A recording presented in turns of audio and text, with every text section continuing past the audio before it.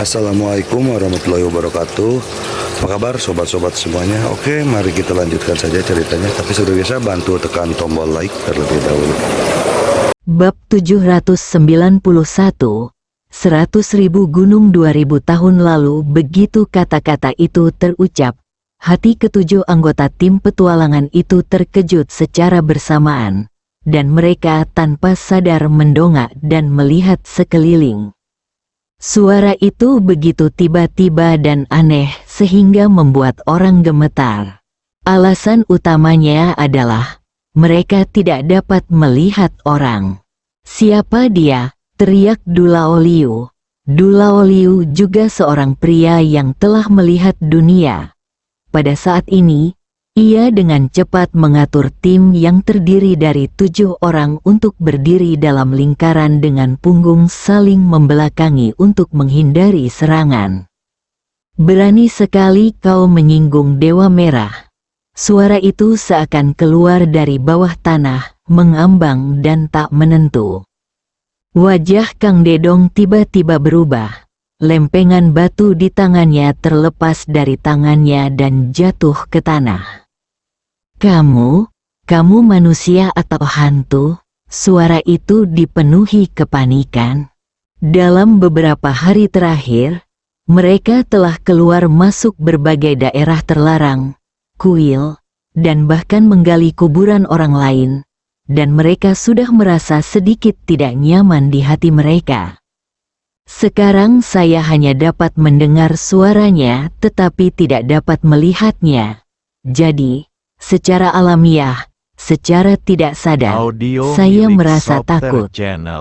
Namun, Dulaoliu jelas merupakan orang yang tidak kenal takut, dan mencibir, "Kamu adalah hantu, jika kamu tidak muncul, kami akan pergi." Dulaoliu berkata dengan suara yang dalam, "Kang Dedong, ambil lempengan batu itu dan pergi." Kang Dedong menundukkan kepalanya. Tiba-tiba embusan angin bertiup kencang, menerbangkan dedaunan yang berguguran di langit, dan menyerbu ke arahnya. Hati ketujuh orang itu tiba-tiba terguncang, dan ekspresi Dulaoliu berubah. Dia lebih cenderung percaya bahwa mereka sedang diincar oleh orang yang kuat. Dulaoliu tidak pernah percaya pada hantu dan dewa. "Senior, saya Dulaoliu." Dulaoliu berkata dengan nada tinggi saat menghadapi serangan Luoye. "Kami tidak bermaksud menyinggung Anda. Jika Anda tertarik dengan lempengan batu ini, kami akan menawarkannya kepada Anda dengan kedua tangan." Memanggil, serangan daun jatuh datang ke arah Anda. Seseorang terjatuh sebagai tanggapan. Dalam sekejap mata, hanya Dulaoliu dan Kang Dedong yang masih berdiri. Tiba-tiba, Kang Dedong meninju Dulaoliu dari belakang. "Kang Dedong, kamu?" Dulaoliu marah.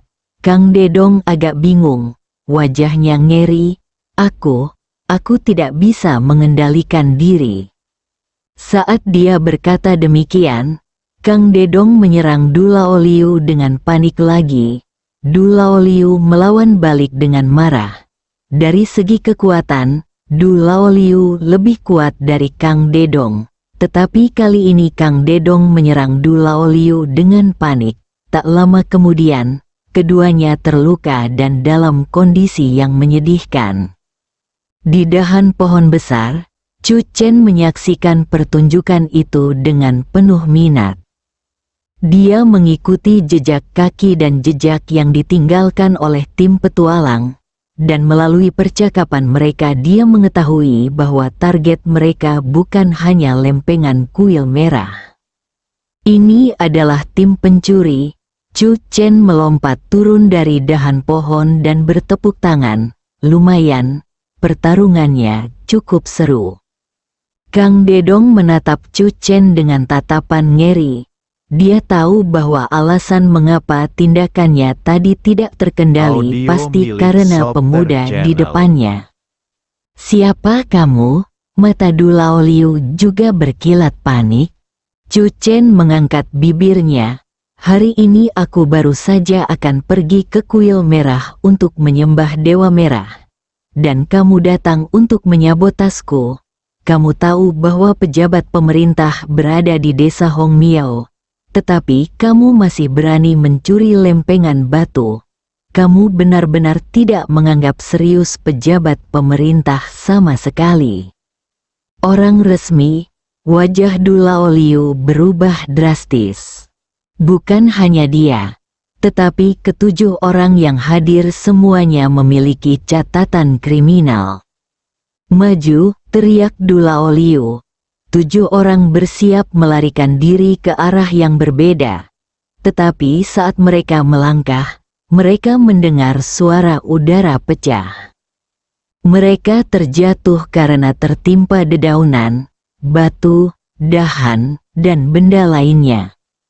Bagaimanapun, benda itu berada tepat di sebelah Chu Chen dan dia dapat mengendalikannya sesuka hati. Termasuk Kang Dedong dan Du Laoliu.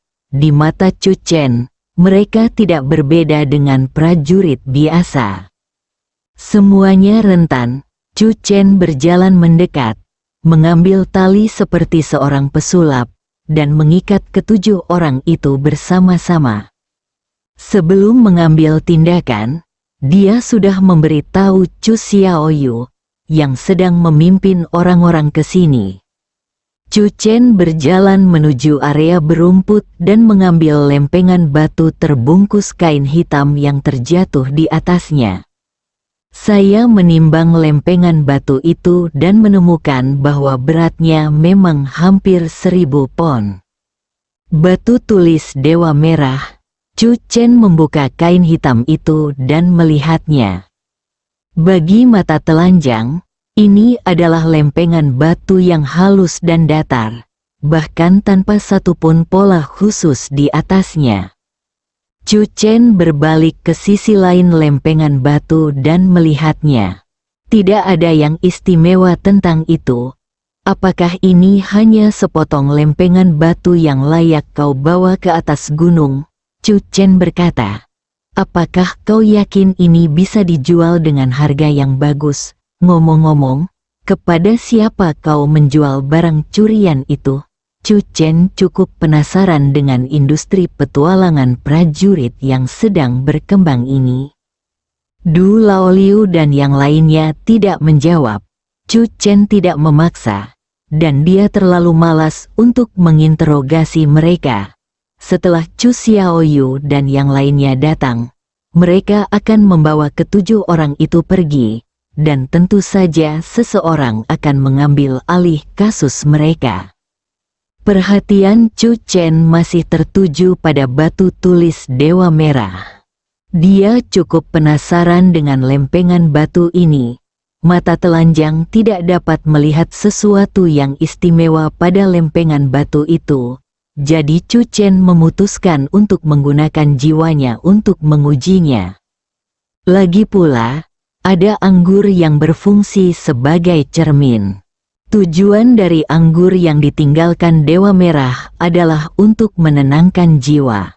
Seperti yang diharapkan, ketika jiwa Chu Chen menyentuh lempengan batu Dewa Merah, dia tiba-tiba merasakan perasaan yang sangat sunyi. Chu Chen seperti telah menyentuh lapisan kabut tipis dalam sekejap. Jiwanya bergerak melalui kabut. Selama seluruh proses, dia memiliki ilusi bepergian melalui waktu dan ruang dan melangkah melewati tahun-tahun. Di mata Du Laoliu dan 7 orang lainnya, meskipun Chu Chen membelakangi mereka, menatap lempengan batu itu, tidak bergerak, mereka tidak berani melawan. Karena kekuatan yang baru saja ditunjukkan Chu Chen terlalu kuat. Mereka telah menerima nasib mereka. Saat jiwa Chu Chen melewati kabut, ia juga menyerap zat-zat ajaib yang terkandung di dalamnya. Selama perjalanan, jiwanya perlahan-lahan menjadi lebih kuat. Chu Chen tidak tahu di mana akhir dari alam transformasi ilahi itu. Tetapi selama kurun waktu ini, meskipun ia tidak memiliki metode khusus untuk mengolah jiwanya, jiwanya telah meningkat setelah mengalami banyak pertemuan. Namun, meskipun demikian, ia masih belum bisa merasakan tanda-tanda kesempurnaan transformasi ilahi. Di ujung kabut tipis yang misterius itu, ada gunung-gunung yang menjulang tinggi. Tampaknya seperti ilusi, tetapi memberi Chu Chen perasaan yang sangat nyata. Energi spiritual puncak gunung menyatu membentuk awan berwarna merah muda, yang tampak bagaikan negeri dongeng, dengan awan dan kabut, yang indahnya tak terlukiskan kata-kata dan dipenuhi udara perih. Tempat apa ini? Keraguan melintas dalam benak Chu Chen. Mengingat saat dia melewati kabut tadi, dia merasa seperti sedang bepergian menembus ruang dan waktu. Hati Chu Chen tiba-tiba bergetar, dan sebuah pikiran tanpa sadar muncul di benaknya. Mungkinkah ini adalah Gunung 10.000 di Qiandi 2000 tahun yang lalu ketika urat-urat spiritual belum disegel? Gambaran gunung suci yang bergelombang muncul dalam jiwa Chu Chen, seolah merupakan rekaman kejadian. Tiba-tiba di pegunungan 10.000 yang megah dan indah itu, terjadilah sebuah ledakan dahsyat yang mengguncang bumi. Salah satu gunung rata dengan tanah dalam sekejap mata, seolah-olah dihukum oleh surga. Asap tebal mengepul, jiwa Chu Chen juga sangat terkejut. Sebelum dia sempat menyaksikan adegan berikutnya, dia tiba-tiba merasakan jiwanya mengering seperti air pasang. Pikirannya terasa seperti ditusuk oleh ribuan jarum dan hatinya bergetar hebat. Ketika dia sadar kembali, di depan Chu Chen masih ada sepotong lempengan batu yang tampak biasa saja. Chu Chen tertegun sejenak, kemudian ekspresinya menampakkan panas yang tak terkendali. Adegan yang baru saja disaksikannya mungkin adalah adegan Dewa Merah dalam legenda desa Hong Miao yang melampaui kesengsaraan. Sayang, semangatnya tak cukup kuat untuk bertahan hingga ia selesai menyaksikan seluruh adegan itu. Namun, selama proses ini, Chu Chen merasa seolah-olah kekuatan spiritualnya melonjak. Jika Anda dapat memandang lempengan batu ini setiap hari, itu akan menjadi cara untuk mengolah jiwa Anda. Chu Chen menatap lempengan batu Dewa Merah dan mendesah diam-diam. Dia bisa melihat betapa pentingnya lempengan batu ini bagi penduduk desa Hong Miao. Jika dia mengambil lempengan batu itu, maka dia tidak akan berbeda dengan 7 orang di sebelahnya. Namun, akan sangat disayangkan jika menyimpan harta karun seperti itu di desa Hong Miao. Terlebih lagi, karena sudah menjadi incaran kali ini, tidak dapat dihindari bahwa harta karun itu akan menjadi incaran lagi lain kali. Setelah mempertimbangkan sejenak, Chu Chen memutuskan untuk berbicara baik-baik dengan Tuan Miao. Bagaimanapun, Red Gaslet terlalu menggoda bagi Chu Chen. Inilah metode pengembangan jiwa yang selama ini ingin ditemukannya. Setelah mengatur napasnya sejenak, jiwa Chu Chen kembali menyelimuti lempengan batu Dewa Merah. Kabut ajaib muncul lagi, tetapi kali ini, sebelum jiwa Chu Chen bisa menembus kabut, sensasi tertusuk ribuan jarum muncul lagi, memaksanya untuk mundur. Lebih tergesa-gesa, lebih lambat, Chu Chen duduk bersila. Jiwanya tidak dapat terus-menerus memasuki pemandangan di lempengan batu. Itu seperti kolam pemurnian jiwa. Beberapa orang ingin menerobos ke alam transformasi ilahi dalam sekali jalan. Tetapi karena mereka terlalu berhasrat untuk meraih keberhasilan dengan cepat, mereka mendapat serangan balik dari kolam pemurnian jiwa dan jiwa mereka pun menjadi frustrasi. Zan Dongsan, kenapa kamu tidak membaca saja nomor identitasku? Chu Chen membungkus batu dewa merah dengan kain hitam lagi. Di kejauhan, suara langkah kaki terdengar. Kesini, teriak Chu Chen. Bab 792 Kakak, jadilah manusia. Tim tersebut dipimpin oleh Chu Xiaoyu dan Wang Saixian.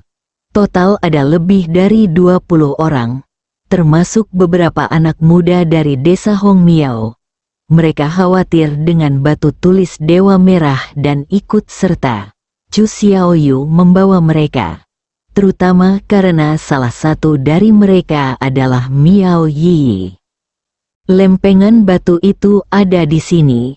Chu Chen menunjuk ke lempengan batu dewa berwarna merah yang terbungkus kain hitam di depannya. Wang Saixian memimpin anak buahnya dan sepenuhnya mengendalikan Du Laoliu dan yang lainnya. Miao Yi dan beberapa pemuda berjalan ke lempengan batu. Salah satu dari mereka melangkah maju, memegang batu tulis itu dengan kedua tangan, dan tiba-tiba mengerahkan tenaga. Wajahnya memerah. Akhirnya, dia menyerah dan melepaskan tangannya. Ekspresinya menunjukkan ledakan kegembiraan. Itu memang batu tulis Dewa Merah. Ternyata keaslian batu tulis Dewa Merah dapat dinilai dari fakta bahwa batu tersebut tidak dapat diangkat. Kita ambil batu tulis Dewa Merah dulu, kata Chu Chen. Pemuda itu mendesah. Batu tulis Dewa Merah beratnya hampir 1000 pon. Jika kita ingin memindahkannya. Suara pemuda itu tiba-tiba berhenti, dan matanya hampir keluar. Chu Chen membungkuk dan mengambil batu tulis merah ilahi di tanah dengan satu tangan. Tampaknya dia sedang mengambil sebuah buku dengan mudah. Beberapa anak muda desa Hongmiao menyaksikan dengan takjub. Mereka semua tahu betapa beratnya batu tulis Dewa Merah itu. Pada saat ini mereka juga menyadari kemampuan Chu Chen. Tidak heran Tuan Chu mampu mengambil batu tulis Dewa Merah dalam waktu yang singkat. Kemampuan Tuan Chu tidak terduga. Kamu bisa turun gunung dari sini dan kembali dengan cara yang sama. Aku membawa lempengan batu itu bersamaku sehingga akan lebih mudah bagi kita untuk berjalan di jalan pegunungan, kata Chu Chen. Tidak ada seorang pun yang berkeberatan. Namun, melihat Tuan Chu di depan mereka, semua orang terkesan dari lubuk hati mereka. Bahkan sambil membawa lempengan batu seberat 1000 pon, saya merasa lebih nyaman berjalan kaki di jalan pegunungan daripada naik mobil. Xiao Yuer, mereka adalah anggota tim petualang. Barang curian itu bukan hanya batu tulis Dewa Merah, tetapi juga benda-benda yang ada di tanah ini. Chu Chen memerintahkan Xiao Yuer untuk mengemas semua barang curian itu dan mengembalikannya kepada pemiliknya. Dan pada saat yang sama menyelidiki masalah tentang tim petualang itu. Pupil mata Chu Xiaoyu sedikit mengecil. Dia menatap Du Laoliu dan yang lainnya. Mereka sebenarnya dari tim petualangan. Setelah itu, Chu Xiaoyu memberitahu Chu Chen bahwa misi yang akan dia lakukan di Dali adalah mencari tahu bahwa sebuah situs prajurit kuno telah muncul di sebuah gunung terkenal di Dali, yang kemudian dijarah oleh sebuah tim petualang, menyebabkan pertumpahan darah dan hilangnya benda-benda penting. Jika bukan karena pencurian batu tulis Dewa Merah, dia dan Wang Saixian pasti sudah berangkat ke Dali. Selama kurun waktu ini, semakin banyak tim petualangan yang serupa. Beberapa dari mereka memang selalu ingin menghadapi tantangan, tetapi lebih banyak lagi yang hanya ingin mencari keuntungan dengan cara ini. Pasti ada tangan gelap di balik layar. Kalau tidak, tim petualangan tidak akan muncul begitu saja seperti jamur dalam semalam, kata Wang Saixian. Chu Chen tidak banyak bicara. Berbagai perubahan abnormal tengah terjadi di seluruh negeri dan bahkan dunia. Bagi para pejuang, mereka tiba-tiba memasuki era di mana bahaya dan peluang hidup berdampingan. Banyak orang akan mengembangkan berbagai pikiran di dalam hati mereka tanpa terkendali, yang merupakan hal yang normal. Sambil membawa lempengan batu Dewa Merah kembali melalui rute yang sama, kuil merah segera terlihat. Chu Chen ikut campur, Tuan Chu. Ketika orang-orang di desa Hong Miao melihat Chu Chen masuk sambil memegang lempengan batu Dewa Merah, mereka langsung bersemangat. Meskipun mereka telah mendengar berita tentang ditemukannya kembali lempengan batu Dewa Merah sebelumnya, ketika mereka benar-benar melihat lempengan batu Dewa Merah ditemukan kembali, mereka tidak dapat menahan tangis.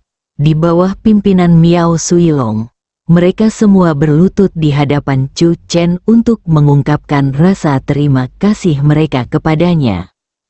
Semuanya, silakan berdiri. Chu Chen meletakkan batu tulis Dewa Merah, membantu Miao Suilong berdiri, dan membantunya duduk di kursi di sampingnya. Miao Suilong sangat gembira.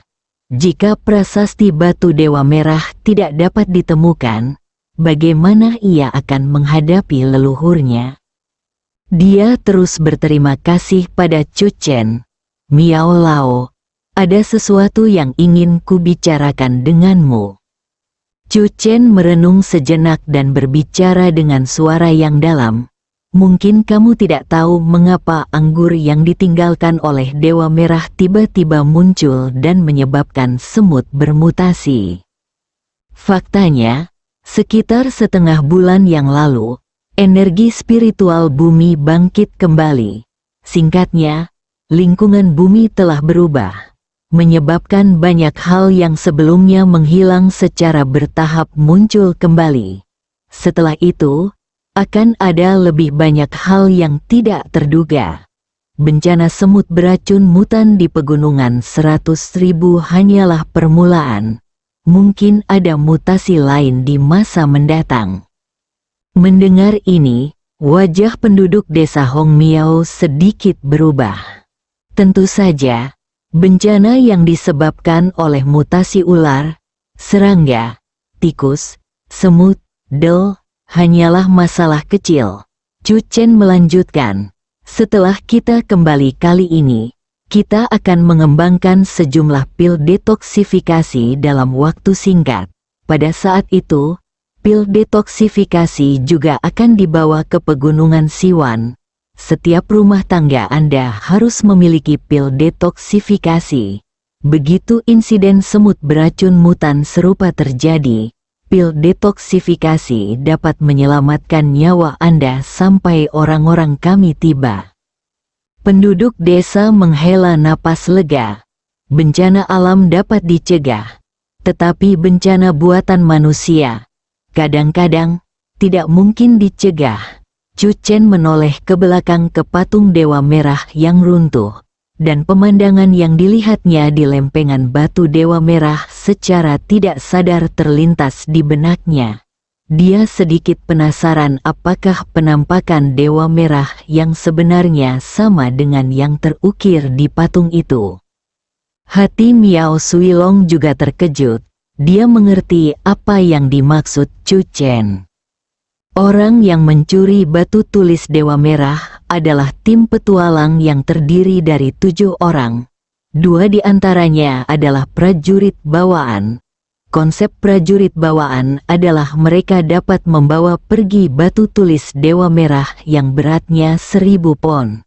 Chu Chen berkata. Namun, untungnya, target mereka bukan hanya batu tulis Dewa Merah, tetapi juga harta karun di desa atau kuil lain di pegunungan Siwan.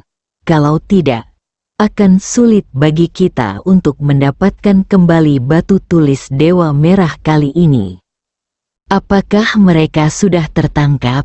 Seorang penduduk desa bertanya dengan cepat. Chu Chen mengangguk.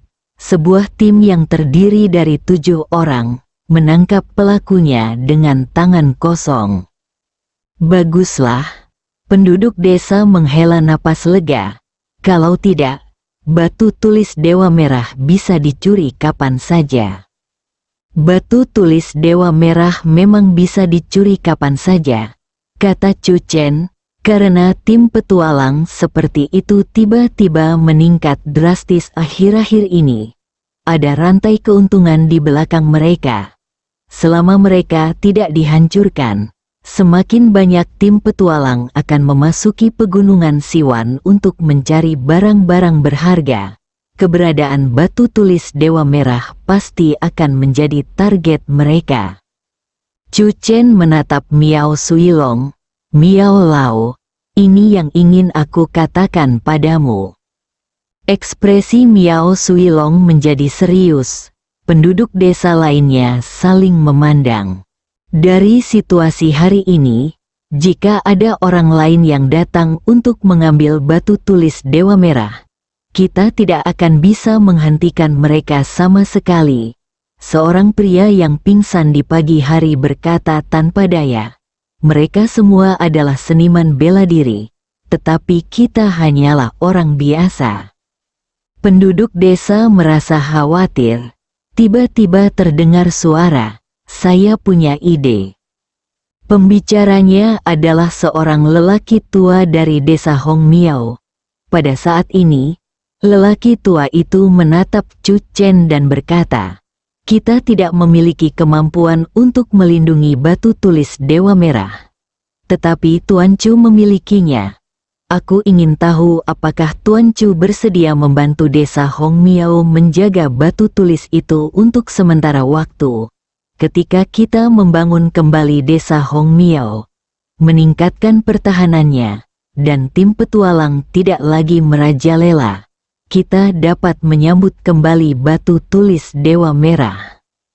Ini hanyalah bantuan ilahi. Chu Chen tidak mengatakan apapun di permukaan. Dia khawatir bagaimana memulai pembicaraan. Lagi pula, jika dia mulai berbicara sendiri, akan mudah terlihat bahwa dia punya motif tersembunyi. Sekarang berbeda, penduduk desa Hong Miao dengan cepat mencapai konsensus. Kami mohon Tuan Chu untuk melindungi batu tulis Dewa Merah untuk desa Hong Miao. Chu Chen merenung sejenak. Dan di bawah tatapan penuh harap dari banyak orang, dia mengangguk, baiklah, aku berjanji padamu. Semua orang gembira, mata Miao Suilong berkaca-kaca. Sudah kubilang sebelumnya, kemunculan Tuan Chu pasti diatur oleh Dewa Merah. Dewa Merah meminta Tuan Chu untuk menyelamatkan desa Hong Miao. Chu Chen menerima tablet batu Dewa Merah sambil tersenyum. Sebenarnya, ini merupakan situasi yang menguntungkan bagi kedua belah pihak. Desa Hong Miao berhasil menyimpan lempengan batu tersebut, dan Chu Chen dapat meminjam lempengan batu tersebut untuk sementara waktu guna mengolah jiwanya. Tidak lama setelah Chu Chen kembali, Chu Xiaoyu dan yang lainnya juga kembali. Sudah waktunya bagi mereka untuk meninggalkan desa Hong Miao. Ketika mengungsi dari desa Hong Miao, semua penduduk desa datang untuk mengantar mereka. Ketika desa Hong Miao sangat putus asa, kehadiran merekalah yang menyelamatkan desa. Di hati penduduk desa, mereka adalah orang-orang yang selalu dapat dipercaya. Tuan Miao, Anda dapat memberitahu saya kapan saja ketika desa Hong Miao siap mengambil kembali lempengan batu itu. Sebelum Chu Chen masuk ke dalam mobil, Miao Suilong memegang tangannya dengan kedua tangan. Di sisi lain, Chu Xiaoyu baru saja membuka pintu mobil dan tidak bisa menahan diri untuk tidak berbalik. Di hadapan halayak ramai, lonceng-lonceng di tubuh gadis itu mengeluarkan suara merdu tertiup angin, senyum mengembang di wajahnya, dan ia melambaikan tangan untuk mengucapkan selamat tinggal kepada lelaki itu. Chu Xiaoyu tersenyum cerah. Aku akan datang lagi. Konvoi itu berangkat. Miao Yi melihat keluar dan melihat konvoi itu menjulang di antara pegunungan. Selamat tinggal, pahlawan ikan kecil. Di dalam mobil, Wang Saixian sedang mengemudi, dan Chu Xiaoyu duduk di kursi penumpang. Penuh pikiran, Chu Chen dan Song Yan duduk di belakang, saling mendayung dengan manis, dan memberikan Chu Xiaoyu pukulan yang menentukan. Kita masih lebih baik, ayo pulang dengan bahagia. Chu Chen mencium wajah kecil Song Yan. Wajah Chu Xiaoyu berubah gelap. Saudaraku, jadilah manusia. Bersambung.